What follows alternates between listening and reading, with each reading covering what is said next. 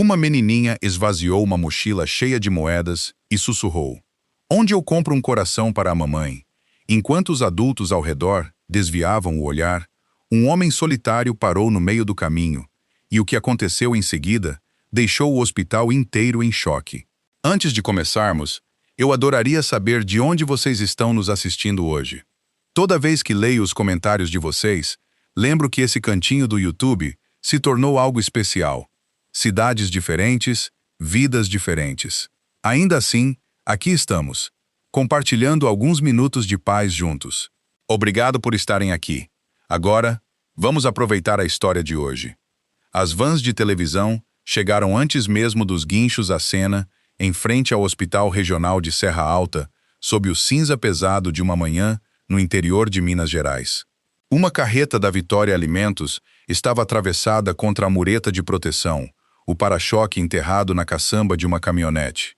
Duas pessoas da caminhonete já haviam sido levadas às pressas pelas portas da emergência. O motorista do caminhão entrou por conta própria, segurando um dos ombros, evitando as câmeras. Rafael Adorno chegou 35 minutos depois, num carro de vidros escuros. E não veio sozinho.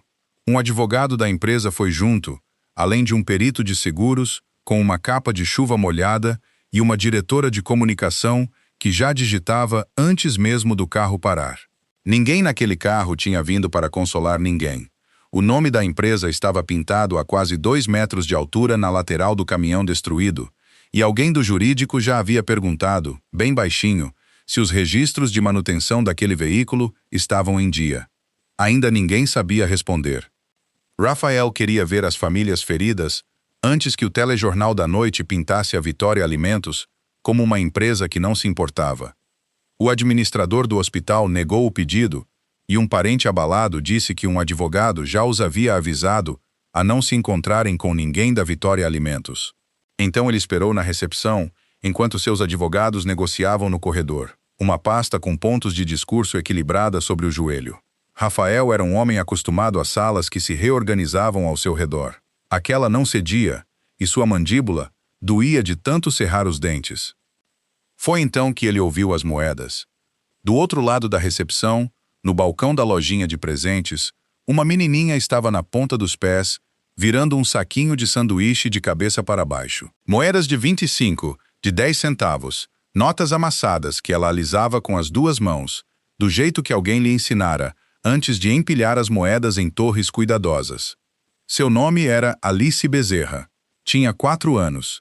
Havia 2 semanas dormia ao lado da cama da mãe, numa poltrona de vinil, no andar de cardiologia, o casaco amassado sob a cabeça.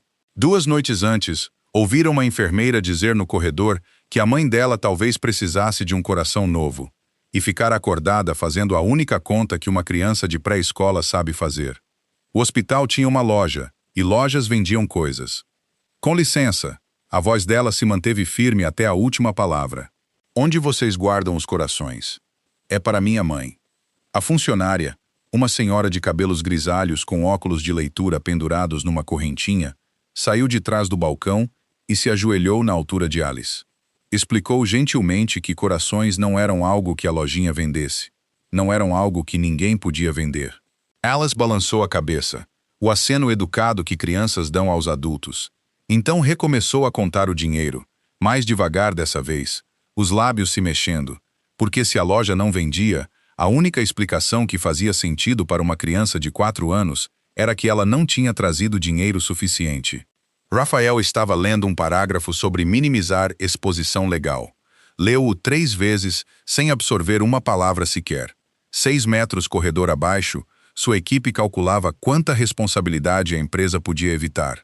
6 metros na direção oposta, uma criança se oferecia para carregar uma responsabilidade que nenhum adulto ali dentro conseguia sustentar. Ele fechou a pasta, manteve distância e manteve a carteira no bolso. Algum instinto mais antigo que seu cargo o avisou que dinheiro enfiado na mão daquela menina seria um insulto. Nenhum dos dois tinha palavras para isso ainda. Em vez disso, ele procurou uma assistente social do hospital e perguntou, discretamente, se a criança da lojinha estava sozinha. Não estava. A mãe era uma paciente cardíaca internada no andar de cima. Bezerra. Fernanda Bezerra. Quando Alice voltou de elevador para o andar de cima, Rafael a deixou ir. Pediu permissão à enfermeira-chefe primeiro e só depois de recebê-la a seguiu, parando na porta de um quarto que contava tudo antes mesmo de alguém falar. Um cobertor de loja de departamento dobrado aos pés da cama. Biscoitos de refeitório guardados num copo de isopor. Folhas de atividades escolares pela metade, presas sob um giz de cera roxo. O casaco de Alice sob a poltrona de vinil, ainda com a marca do corpo dela. Fernanda Bezerra dormia com uma das mãos encolhida perto do queixo, a respiração rasa.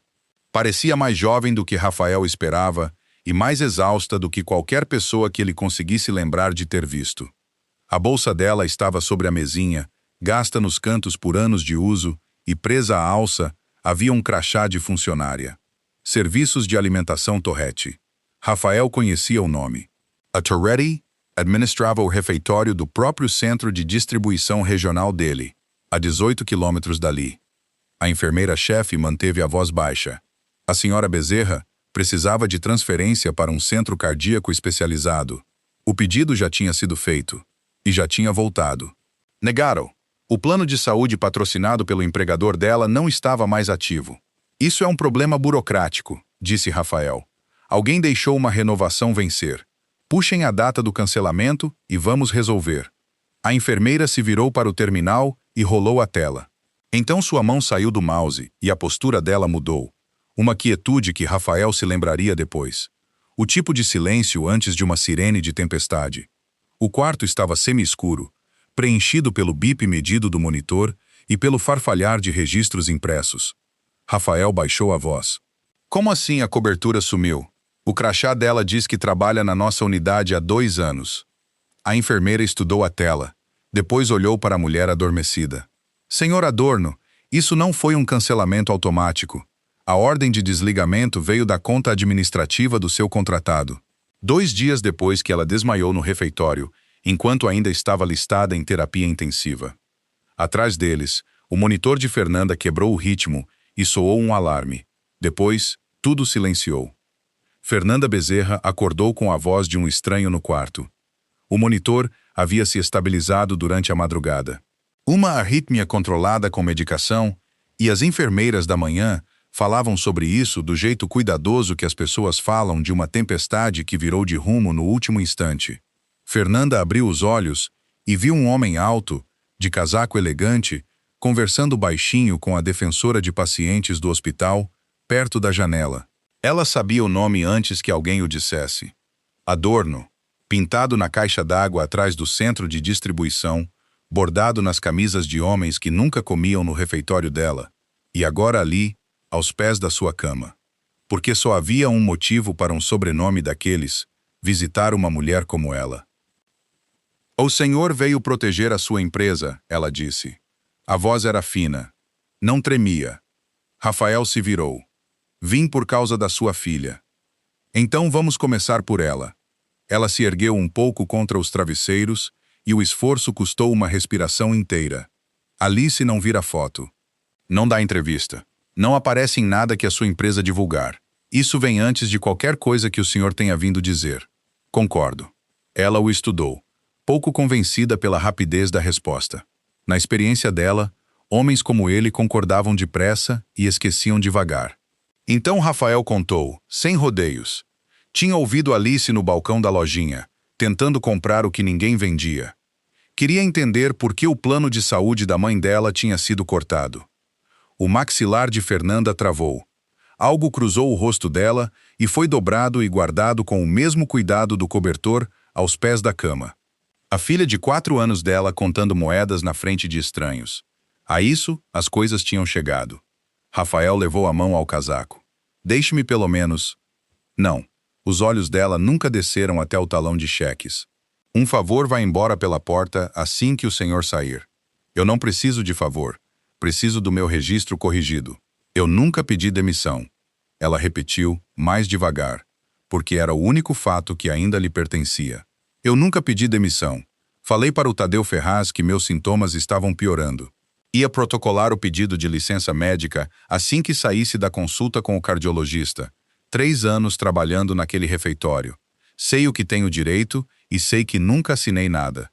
Rafael fez as contas sem querer. 3 anos, jornada integral, tempo suficiente para licença protegida por lei. E a Torrete empregava gente suficiente na região para a legislação federal se aplicar, o que significava que, se Fernanda Bezerra entrasse de licença médica, Tadeu Ferraz teria que manter o cargo dela, continuar pagando a parte do empregador no plano de saúde e pagar outra pessoa para cobrir os turnos dela. Dinheiro de verdade, num contrato que a Torrete tinha ganhado prometendo operar mais enxuto que qualquer concorrente.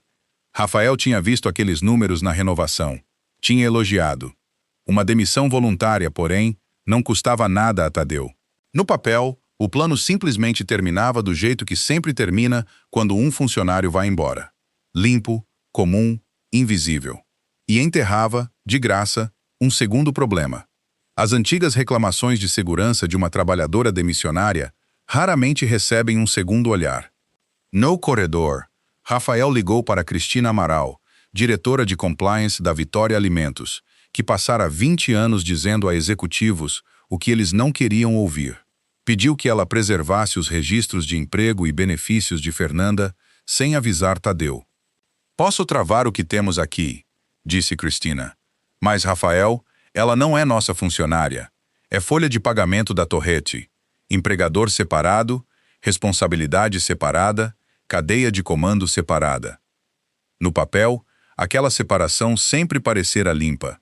Ao lado de uma cama de hospital, parecia um alçapão. Ele conhecia a linguagem. Tinha aprovado a linguagem.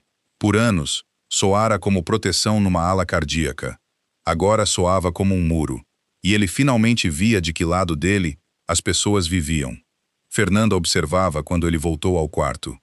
"O que quer que seu advogado tenha acabado de dizer", ela falou. "Essas separações protegeram a sua empresa. Nunca, nem uma vez, protegeram as pessoas que usam crachá de terceirizado dentro dos seus prédios." Ele deixou a frase pairar. Não havia nada nela para contestar. Alice ficou por perto o tempo todo, joelhos dobrados na poltrona de vinil, observando Rafael do jeito que crianças observam um cachorro que não conhecem. Quando o olhar dele desviou para o saquinho de dinheiro na bandeja, ela se esticou e o zipou dentro da mochila, sem tirar os olhos dele um segundo. Rafael ofereceu a única coisa que Fernanda não recusou: uma defensora de pacientes independente e um advogado de benefícios. Escolha dela. Conta da Vitória Alimentos. Sem responder a ninguém além dela. Ela poderia demiti-los quando quisesse. O departamento de comunicação dele não receberia nada. Nem nome, nem foto, nem palavra. "E se eu usá-los contra a sua empresa?", perguntou Fernanda. "Então estarão fazendo o trabalho deles", ele concordou. "Mal. Do jeito que se aceita um guarda-chuva de um estranho na chuva." Mais uma coisa ele resolveu discretamente. Um telefonema para a escola de Alice, encaminhado pela assistente social do hospital, para que as folhas de atividades continuassem chegando. Nunca mencionou isso no quarto. Salvadores se anunciam. Ele estava aprendendo a não fazer isso. Naquela noite, Cristina rastreou o formulário eletrônico de demissão até um terminal de gestão de contratados dentro do centro de distribuição. Checou o horário registrado. Depois checou uma segunda vez e pegou o telefone. A chuva batia nas janelas escuras da recepção quando Rafael atendeu. "Rastreou o formulário de demissão. Foi enviado às 14 horas da terça-feira passada." Rafael olhou para os elevadores da cardiologia. "Ela pode ter preenchido antes de piorar." "Não. Às 14 horas da terça-feira passada, Fernanda Bezerra estava inconsciente na UTI." Uma pausa. "E a assinatura não é nova, Rafael. Alguém copiou de um documento que ela assinou há 3 anos. Um trovão rolou além do vidro. E Rafael entendeu que aquilo não era descuido. Alguém tinha visto uma mulher desmaiar e enxergado um prazo. Rafael Adorno havia construído a carreira sobre a crença de que todo problema tinha um telefone para resolver. Às 7 horas do dia seguinte, já havia ordenado uma retenção legal preservando tudo. Folha de pagamento de terceirizados, registros de segurança do refeitório, registros de entrega, relatórios de manutenção, sistema de reclamações, dados de acesso por crachá, tudo congelado, nada anunciado. Christina insistira na parte silenciosa. Se Tadeu ouvisse uma acusação antes de eles terem os registros deixariam de existir, e as pessoas que poderiam falar começariam a lembrar o quanto precisavam do turno delas. Então Rafael não ligou para Tadeu Ferraz. Ligou para sua própria administradora de benefícios e pediu que reativasse o plano de Fernanda temporariamente, discretamente. Hoje eu não posso fazer isso, senhor Adorno. Ela não está no nosso plano. Trabalha para a Torrete Alimentação. Não posso colocar a funcionária de um terceirizado no nosso seguro por ordem executiva. Não existe mecanismo para isso. Então construam um mecanismo. Uma pausa cuidadosa. Não é assim que isso funciona. Ele tentou o dono da Torrete em seguida e conseguiu um advogado em vez disso. Uma voz suave, sem pressa, explicando que a senhorita Bezerra tinha parado de comparecer ao trabalho e nunca completara a papelada de licença. Lamentável. Totalmente documentado. A empresa desejava a ela plena recuperação. Rafael pousou o telefone e ficou sentado com a mão sobre a boca. Por 30 anos, sua assinatura movera armazéns, frotas, futuros inteiros. Não conseguia mover um único arquivo de seguro a 18 quilômetros dali. O sistema estava fazendo exatamente o que fora construído para fazer. E ele tinha ajudado a construí-lo. A advogada independente entrou com um recurso de urgência, alegando suspeita de fraude e urgência médica documentada. O hospital concordou em manter Fernanda estabilizada, mas não podia prometer que o centro especializado a aceitaria enquanto a questão do pagamento seguisse aberta. Todos eram solidários. Ninguém podia assinar. Naquela tarde, Rafael subiu ao andar de cardiologia, levando os papéis da advogada e uma pergunta a mais. Fernanda admitiu, calmamente, que o pedido de licença nunca fora finalizado. Estava esperando a consulta de cardiologia. E tinha sido cuidadosa, porque Tadeu tinha o hábito de anunciar que gente com problemas de assiduidade via as horas cortadas. Naquele refeitório, você aprendia a ficar doente no seu tempo livre. A senhora guardou cópias? Perguntou Rafael. As reclamações de segurança, datas, qualquer coisa que tenha registrado. Ele ouviu a própria voz um instante tarde demais. Rápida, catalogando. Um homem colecionando provas. O rosto de Fernanda se fechou como uma porta. 3 anos eu fiz aquele trabalho direito. Minha respiração está curta e minha mão está pressionada contra o cobertor até se firmar. Estou nesta cama provando que mereço ser tratada como gente. Agora o senhor quer recibo. Não é isso que eu preciso agora, por favor. Alice desceu da poltrona de vinil. 4 anos, na ponta dos pés. Segurou a cortina de privacidade e a arrastou por todo o trilho, entre Rafael e a cama. Os ganchinhos chacoalharam lá em cima. Depois só restou ele e uma parede de tecido pálido. Ele foi embora. Não mandou flores nem bilhetes se explicando. Trabalhou o recurso através da defensora e ficou longe, porque ficar longe era o que fora pedido, e fazer o que fora pedido era a única desculpa que Fernanda tinha uso para aceitar. Os dias caíram num ritmo. A professora de Alice mandava atividades, um livro de biblioteca sobre um farol, um bom dia gravado da turma inteira. Alice terminou uma atividade e se recusou a voltar para a escola. Não explicou até a assistente social perguntar com gentileza. E então ela contou do jeito que crianças contam coisas enormes. Se ela saísse, a mãe dela podia ser transferida para outro lugar, ou morrer. E Alice não estaria lá quando acontecesse. Da próxima vez que Rafael foi só para entregar documentos à defensora no posto de enfermagem.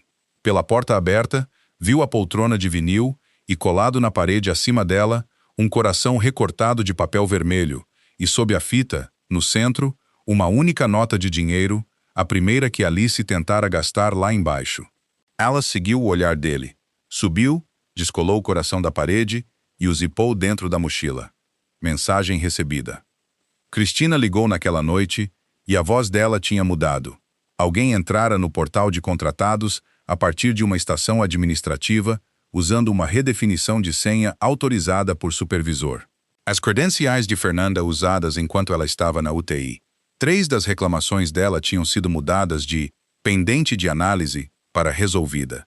A primeira era sobre entregas de carne estragada. A segunda, sobre registros de temperatura falsificados. A terceira mencionava avisos repetidos de falha de freio num veículo de entrega da Vitória Alimentos. Cristina releu o número da rota 2 vezes para ter certeza. Era o caminhão que tinha batido em frente ao Hospital Regional de Serra Alta.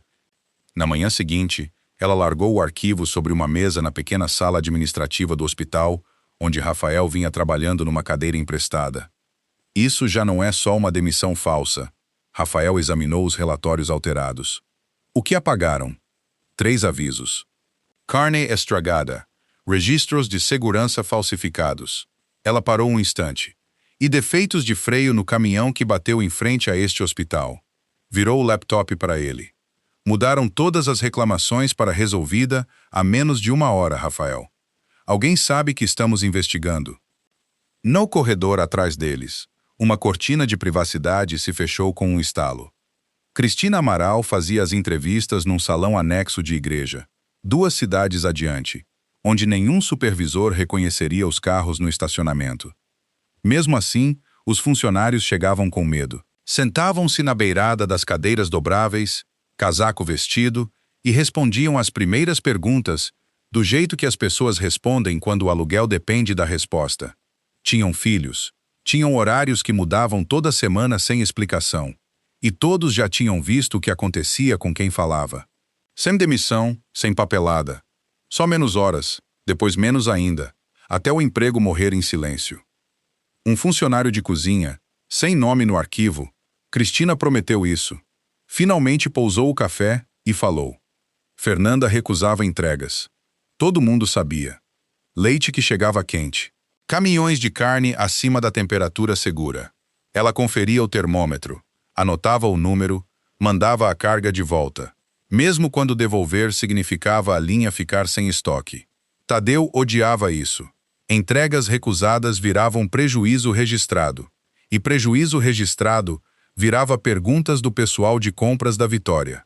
Então veio a ordem. Ajustar os horários de recebimento, jogar fora os recibos do termômetro, aceitar a entrega. Ela não aceitava, disse o funcionário. Então Tadeu parou de escalá-la para os dias de recebimento. Um supervisor de carregamento, entrevistado à parte, acrescentou a peça que Cristina temia.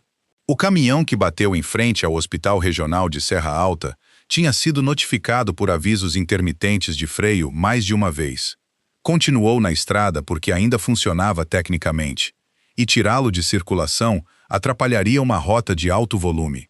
Ninguém tinha determinado que os freios causaram o acidente. A inspeção mecânica ainda estava aberta, mas alguém sabia, e o caminhão rodou assim mesmo.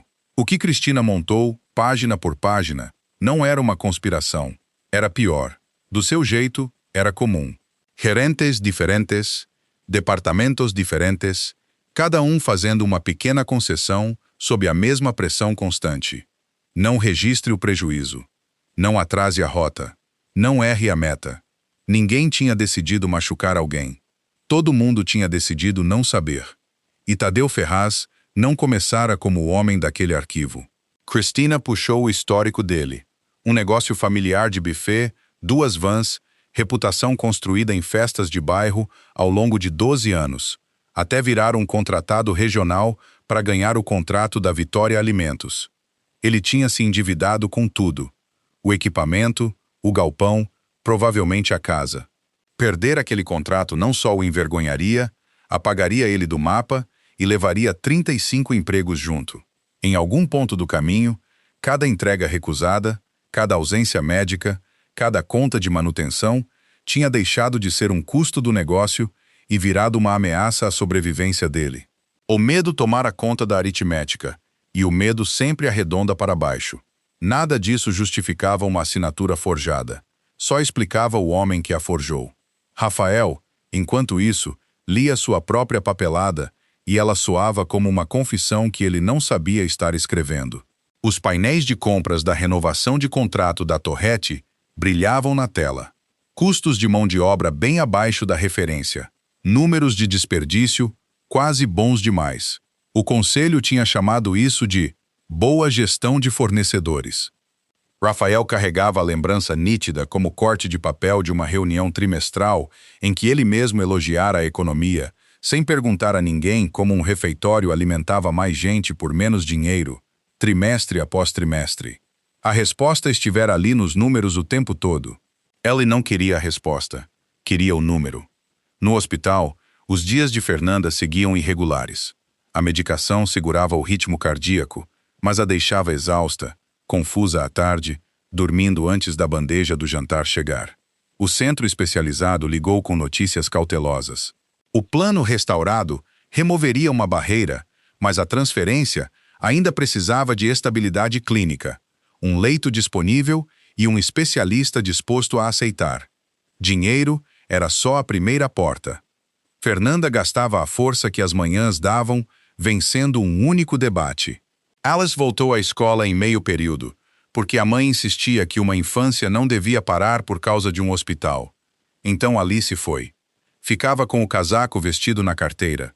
Guardava metade do almoço num guardanapo para a mãe. 2 vezes por dia, pedia para ligar para o andar de cardiologia.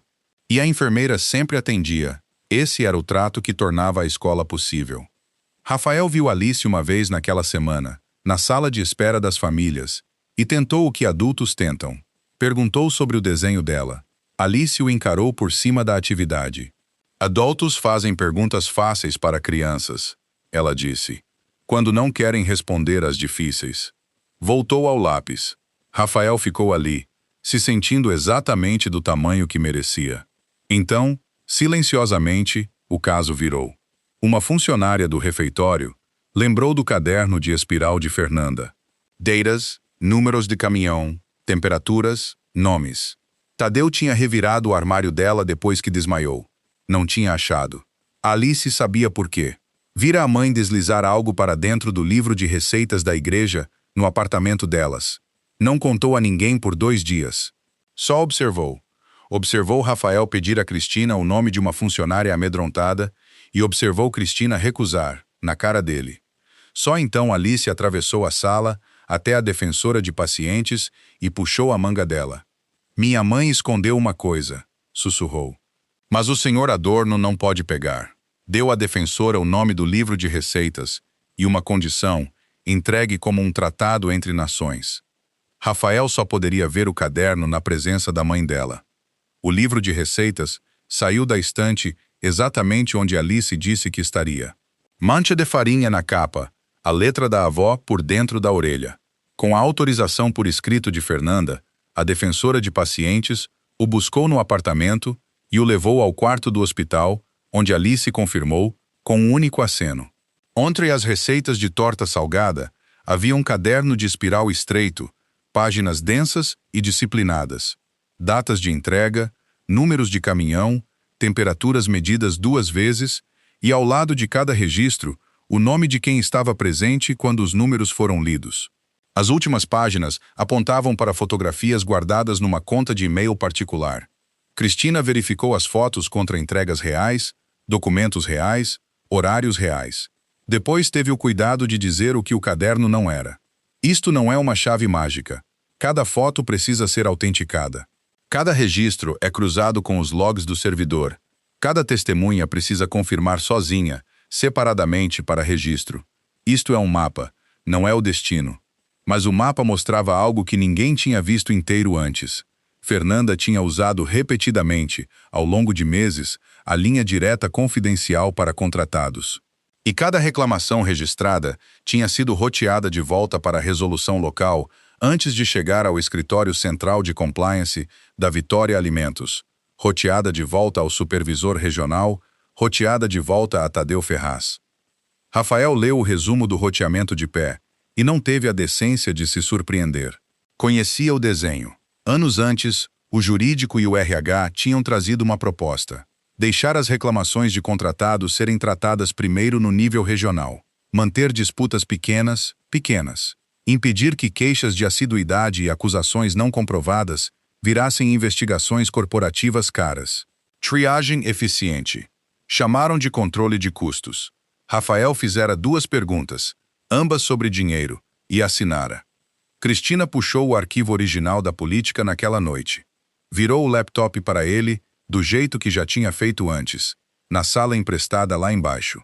Assinatura dele.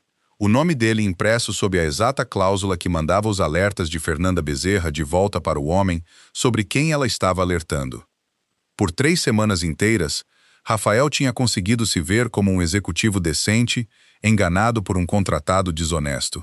O arquivo terminava que Tadeu tinha cometido a fraude, mas Rafael tinha construído o cano por onde ela viajou, e o cano funcionara perfeitamente, fora projetado para manter o problema barato.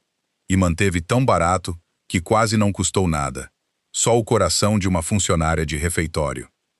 Ele levou aquilo para cima, pessoalmente, porque a dona do caderno merecia ouvir dele, na presença dela. Eram os termos. Fernanda escutou da cama, as mãos cruzadas sobre o cobertor.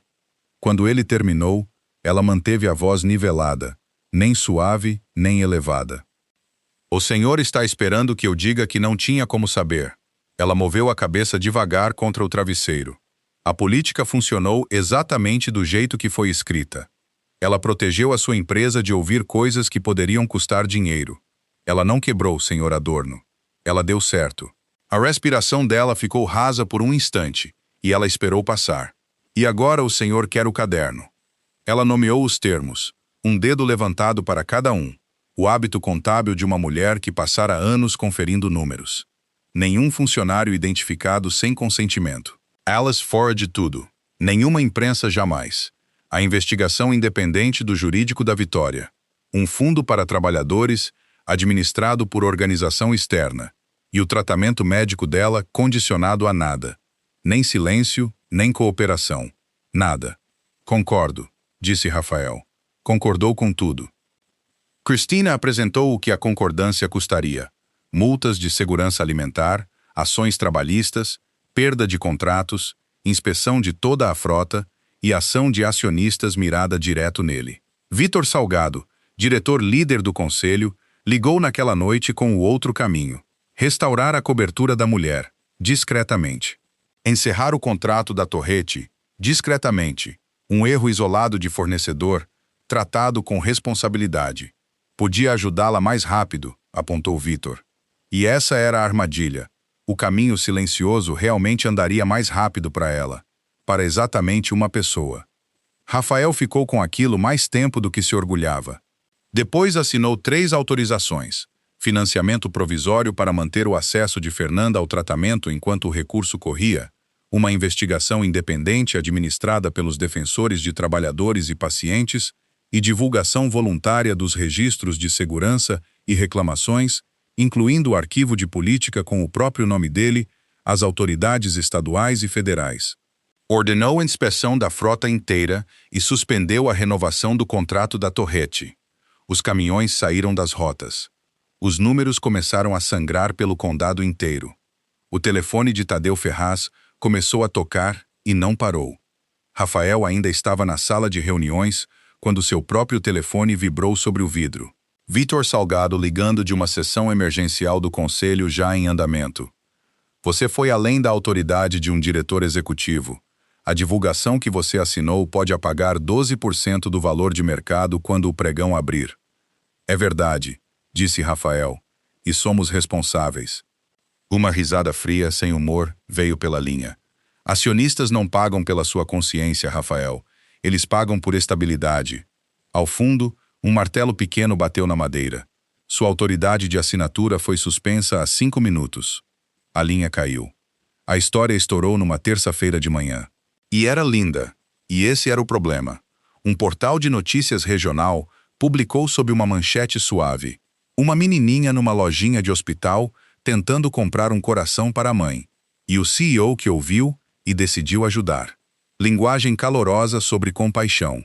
Uma foto da entrada do hospital em luz dourada. A matéria pulava a demissão forjada. Pulava a linha direta que devolvia alertas ao homem sobre quem alertavam. Os defeitos de freio, a carne estragada, a política com a assinatura de Rafael Adorno embaixo. Tinha pegado o mês mais cruel da vida de uma família e reduzido ao único momento que fazia uma corporação parecer gentil. Nunca publicou o sobrenome de Alice. Não precisava. Uma criança de 4 anos, um andar de cardiologia, um emprego de refeitório no centro de distribuição, numa cidade daquele tamanho. Podia muito bem ter publicado o número do ônibus escolar dela. Na quarta, a cidade toda sabia. Na quinta, as capturas de tela já tinham viajado mais longe do que a verdade jamais chegaria. Fernanda leu no celular da defensora, e o polegar parou de rolar na metade da tela. Ele concordou, disse baixinho. Primeira coisa, antes de qualquer outra. Ela fica fora disso. Cortou todo o contato direto com Rafael naquela tarde e instruiu a defensora a não compartilhar mais nada com a Vitória Alimentos. Nem sua condição, nem o status da transferência, nada. Rafael partiu atrás do vazamento, esperando achar um vilão, e achou algo pior, ele mesmo. Numa distância, sua diretora de comunicação não tinha entregado o nome de Alice, não tinha oferecido a história.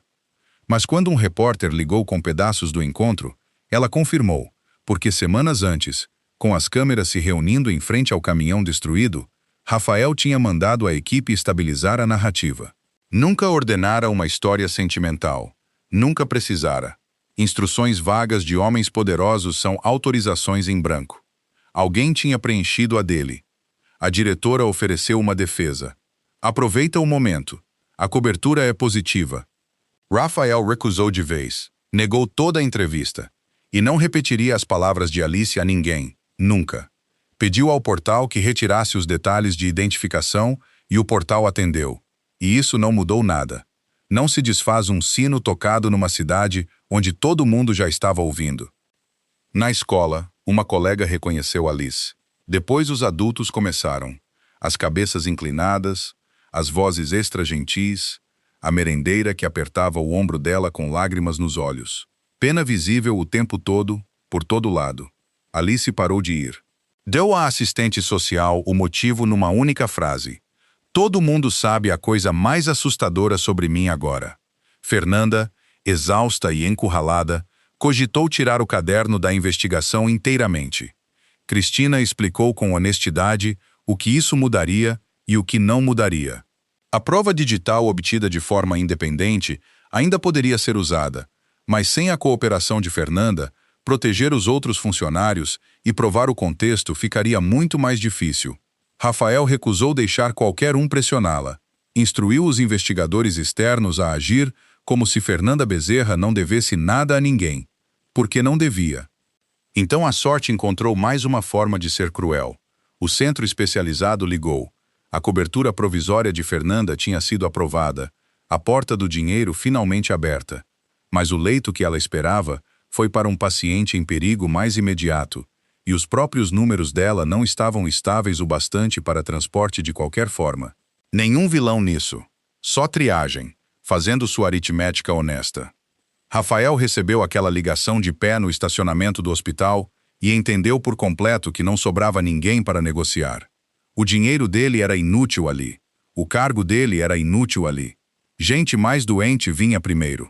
O único sistema, em toda aquela história, que funcionava exatamente como deveria. Alice voltou a dormir na poltrona de vinil. O hospital ofereceu à família um quarto de hospedagem a 2 quadras. Ela recusou. Longe demais. Se algo acontecesse, queria estar a 8 passos, não a 8 minutos. O coração de papel vermelho saiu da parede outra vez. Ela tinha colado de volta durante a boa semana e desapareceu na mochila. A parede ficou vazia. Ninguém perguntou a ela sobre isso. Na sexta à noite, o conselho mandou a resposta para tudo.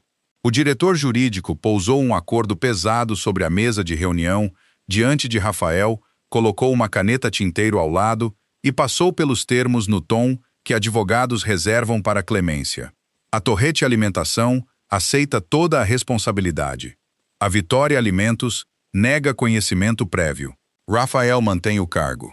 E Fernanda Bezerra recebe financiamento confidencial, transferência imediata, cuidado de longo prazo, tudo.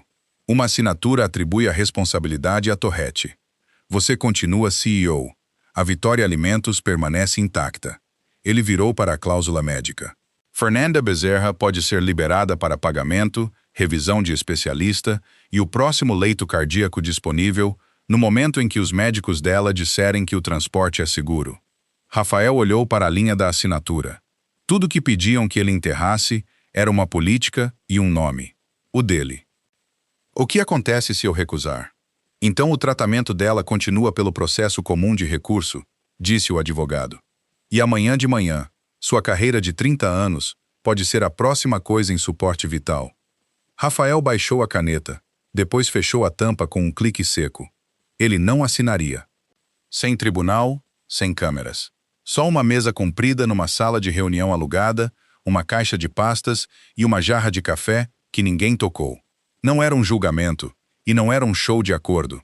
Era uma reunião conjunta de apuração de fatos, convocada depois da ordem de preservação, com cada órgão presente por sua fatia estreita da verdade. Ao redor da mesa, o Conselho da Vitória Alimentos, os investigadores independentes, representantes da seguradora, o jurídico trabalhista, autoridades de segurança alimentar e duas pessoas discretas de um órgão federal cujos cartões mencionavam fraude de benefícios.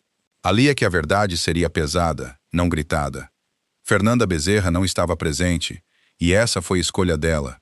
O coração dela, as palavras da filha, as semanas numa poltrona de vinil, nada disso seria exibido como prova emocional.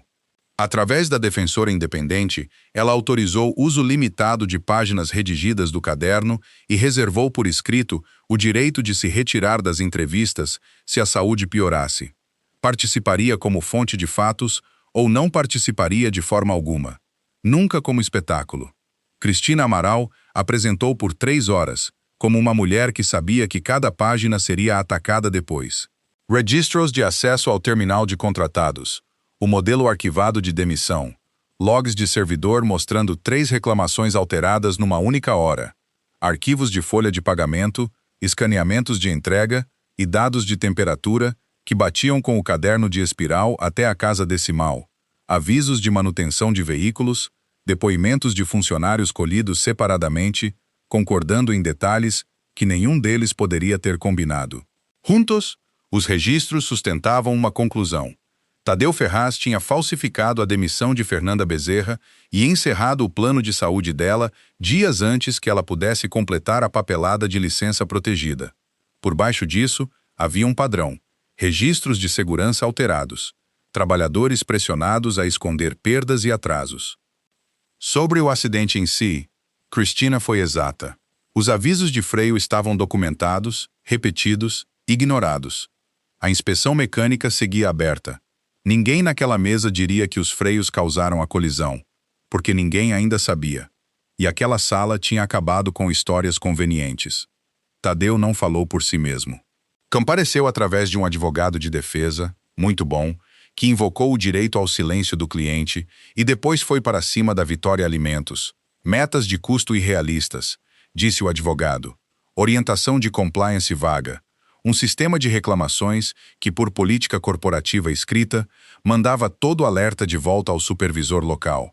O cliente dele operava dentro de uma estrutura que a corporação projetou e da qual lucrou. Se a sala queria falar de responsabilidade, a conversa não podia terminar em Tadeu Ferraz. Era uma defesa com verdade dentro, que é o único tipo que funciona. Tadeu tinha agido deliberadamente. Os horários registrados provavam isso sozinhos. Mas a pressão era real. A política era real, e a assinatura na política pertencia ao homem na cabeceira da mesa. Tadeu foi suspenso de todas as operações. Não foi preso. Os 2 investigadores federais anunciaram, em linguagem processual seca, que investigações formais estavam abertas. Fraude de benefícios, adulteração de registro eletrônico e violações trabalhistas e de segurança relacionadas. Revisão forense de intimações, entrevistas, decisões de indiciamento, meses, possivelmente anos. Justiça, pareciam estar dizendo, não é um evento, é um trabalho. Àquela altura, os credores da Torrete Alimentação já rondavam, e 35 funcionários de refeitório e armazém, gente que só tinha aparecido para trabalhar, viam o empregador afundar debaixo deles.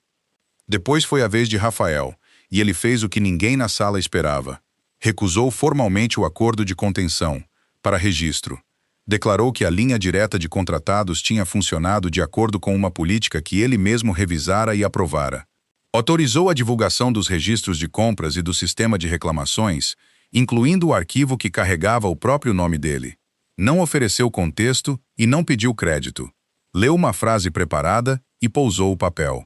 O sistema funcionou como projetado, e eu sou uma das pessoas que o projetou. O conselho fez o que conselhos fazem. Ao fim da sessão, Rafael tinha sido removido da presidência do conselho. Sua remuneração variável foi cancelada. Sua autoridade de CEO passou à supervisão independente temporária. Seu futuro na empresa, formalmente indefinido. 30 anos, reestruturados em 40 minutos. Ele aceitou sem argumentar. Tinha se beneficiado da máquina por décadas. Não fingiria surpresa com as presas dela. 2 decências sobreviveram aos escombros. A Vitória Alimentos encerrou o contrato com a Torrete, mas financiou refeições e continuidade salarial para os trabalhadores deslocados durante a transição. E a seguradora, depois de revisar as provas de fraude e os registros de licença, reverteu o cancelamento de Fernanda. Não como caridade, como correção. A transferência dela foi aprovada. O cardiologista foi direto com ela. Aquilo era uma avaliação, não uma cura. Uma intervenção mais avançada poderia vir depois. Nenhum coração de doador podia ser prometido. Fernanda assinou a autorização de divulgação redigida dos registros e disse apenas que Rafael finalmente parara de pedir à família dela que absorvesse o custo de proteger a empresa. Não era perdão, era aritmética. Era o suficiente por hoje. Na manhã da transferência, Rafael ficou bem afastado da maca, fora do caminho, fora do quadro. Alice o avistou do outro lado do corredor e parou onde estava, as alças da mochila presas nos 2 punhos. Depois de um longo momento, deu a ele um pequeno aceno, então seguiu caminhando ao lado da mãe. As portas do elevador se fecharam. Cristina atravessou o corredor com um documento na mão, uma ordem federal de preservação. Estão abrindo uma investigação criminal, ela disse, contra Tadeu. Tadeu é alvo direto, disse Cristina, mas a cadeia de decisão também está sob revisão. Compras, compliance, desenho da política, aprovação executiva, tudo. Rafael olhou para a lista. O nome de Tadeu Ferraz estava na primeira página. O nome de Rafael Adorno aparecia mais abaixo. Ainda não como acusação, como uma pergunta que o governo tinha decidido fazer. Meses depois, numa manhã boa, Fernanda Bezerra fez panquecas. Numa manhã difícil, sentou na cadeira dobrável ao lado do fogão, disse a Alice qual armário guardava o mel, e deixou a filha levar os pratos. A recuperação vinha assim, irregular, sem aviso. Os especialistas a tinham estabilizado, ajustado os remédios e a mantinham sob avaliação para o que viesse a seguir. Ninguém usava a palavra curada. Algumas semanas, a caminhada do quarto até a cozinha ainda exigia uma pausa na mesinha do corredor. Futuras internações continuavam sendo uma possibilidade que todos tinham aprendido a dizer em voz alta, em vez de contornar. Mas ela estava em casa. Essa era a frase que Alice carregava pela escola como uma moeda no bolso. Mamãe está em casa. Não a salvo para sempre. Não curada de vez. Em casa. Alice voltou à escola em período integral, com uma conselheira de quem gostava, num arranjo fixo. Qualquer mudança real na condição da mãe, a escola contaria a verdade primeiro, e rápido. Ela não ligava mais para a clínica cardíaca a cada hora. Guardava o número dentro do estojo de lápis, onde podia vê-lo ao abrir a tampa. Nas tardes em que Fernanda cochilava demais, Alice ainda ia até a porta do quarto e ficava parada, quieta como um móvel, observando o cobertor subir e descer. A confiança estava sendo reaprendida do único jeito que se pode. Um dia comum de cada vez, provando a si mesmo. A investigação seguia devagar. Tadeu Ferraz ainda não tinha sido formalmente acusado. Os advogados dele argumentavam, com alguma força, que as exigências da Vitória Alimentos e a fiscalização falha tinham construído a estrada que ele percorreu. Ex-funcionários davam depoimentos. Discos rígidos iam para laboratórios. O processo avançava do jeito que processos federais avançam. Minuciosamente, na velocidade da pedra. Fernanda achava os pedidos repetidos de entrevista exaustivos, e às vezes recusava. A defensora independente garantia que recusar sempre fosse permitido. A Vitória Alimentos pagou suas multas, resolveu uma série de ações trabalhistas e perdeu um grande contrato regional para um concorrente que mencionou integridade no comunicado de imprensa. A frota passou por uma auditoria externa de manutenção. Os investigadores concluíram, por fim, que manutenção postergada tinha contribuído para o acidente em frente ao Hospital Regional de Serra Alta. Contribuído, não causado sozinha. As duas pessoas da caminhonete se recuperaram devagar e seguiram suas próprias reivindicações, merecendo sua própria justiça. Ninguém dobrou o sofrimento delas dentro da história de outra pessoa. Algumas coisas foram de fato construídas. Um fundo independente de proteção ao trabalhador foi aberto. Denúncia anônima, revisão externa, ajuda emergencial de benefícios, apoio jurídico, sem o nome Adorno no papel timbrado e sem mão da Vitória no volante. Reclamações de contratados agora pulavam qualquer supervisor nomeado nelas. Cristina Amaral passou a comandar um novo escritório de ética sob supervisão independente, o que significava que finalmente só perdia argumentos para a verdade. Vários executivos de compras saíram discretamente. Os painéis deles se aposentaram junto. Rafael Adorno permaneceu CEO de título, numa transição monitorada, despojado da presidência do conselho e da maior parte do que sua assinatura um dia significara. Pela primeira vez na vida adulta, seu nome ficou na porta, enquanto outras pessoas conferiam o que ele fazia com ela. Alguns acionistas o chamaram de imprudente. Alguns funcionários disseram que ele só tinha agido depois de ser flagrado à luz do dia. A empresa deixou as duas opiniões existirem, porque ambas tinham provas. O que Rafael tinha, em vez de justificação, era rotina. Visitava unidades de contratados sem comitiva. Lia reclamações não resolvidas, em vez de resumos das resolvidas. Parou de pedir a qualquer um que fizesse más notícias soarem tranquilizadoras. E nos domingos à noite, ligava para a filha adulta, que por muito tempo acreditara que o pai oferecia soluções do jeito que outros homens ofereciam desculpas, para encerrar conversas, não para tê-las. Às vezes ela atendia. Os dois estavam aprendendo a conversar sem agenda sobre a mesa. Era devagar. Ele tinha parado de esperar que coisas devagar se apressassem. Na primavera, a escola de Alice fez seu festival de música no pequeno ginásio. Cadeiras dobráveis raspavam o chão. Famílias se abanavam com programas fotocopiados. Crianças espiavam além das luzes do palco, caçando os rostos delas. Fernanda chegou com um casaco simples e sentou perto do corredor, caso se cansasse. Não tinha recuperado a antiga força. Tinha recuperado as noites de terça no ginásio, e sabia qual das duas era a vitória. Rafael sentou na última fileira, sem equipe, sem câmera, sem check-in. Não se aproximou dela. Fernanda notou, e deixou o que viesse a seguir por conta de Alice. Depois da última música, Alice atravessou o chão do ginásio devagar, do jeito que se caminha até algo já decidido, mas ainda não feito. Parou na frente dele e estendeu o coração de papel vermelho, com uma nota de dinheiro colada dentro, a primeira, escrita em letra torta de lápis pelo papel. O Senhor não comprou um coração para a mamãe. O Senhor ajudou as pessoas a escutarem. Rafael segurou aquilo com muito cuidado. Você não quer ficar com a nota? Alice balançou a cabeça. Ela vem junto, de lembrete. Dinheiro não era a coisa que faltava. Rafael olhou para a nota colada dentro do coração de papel e entendeu por que ela aguardara todos aqueles meses. Não era pagamento. Era prova do que uma criança acreditara antes que os adultos finalmente contassem a verdade.